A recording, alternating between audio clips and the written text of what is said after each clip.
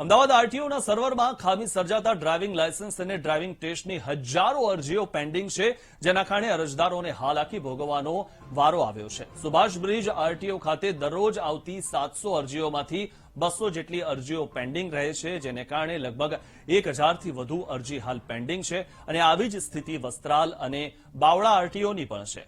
ત્યારે આ સમસ્યા ઝડપથી દૂર કરવાની અધિકારી દ્વારા ખાતરી આપવામાં આવી છે. डेली हमारी पास 700 एप्लीकेशन एवरेज आवे છે, 500 થી 700 એપ્લિકેશન ઓનલાઈન ફેસલેસ એપ્લિકેશન્સ. છેલ્લા સમયમાં મારો સ્ટાફ ઇલેક્શનમાં બિઝી હતો, પ્લસ સોફ્ટવેરના થોડા ઇસ્યુ હતા, એના કારણોસર પેન્ડન્સી અત્યારે 1000 એપ્લિકેશન આસપાસ છે અમારી પાસે. ડે ટુ ડે અમે પ્રોસેસ કરી અમારા સ્ટાફને એક્સ્ટ્રા સમય બેસાડી અને નિકાલ કરાવીએ છીએ. સોફ્ટવેરના રીઝનના કારણે આ મહિનામાં એવું થયેલું છે. સ્ટાફ તો પૂરો ટાઈમ આપીને કામગીરી કરે છે અને અપેક્ષા છે કે નેક્સ્ટ 4-5 ડેઝની અંદર આ બધું સોલ્વ થઈ જાય. એપ્લિકેશન્સની અંદર ક્યારેક એવું થતું હોય છે કે લોકો ડોક્યુમેન્ટ અપલોડ કરવામાં ધ્યાન ના રાખે, ઘણી વખતે અપૂરતા ડોક્યુમેન્ટ અપલોડ કરે.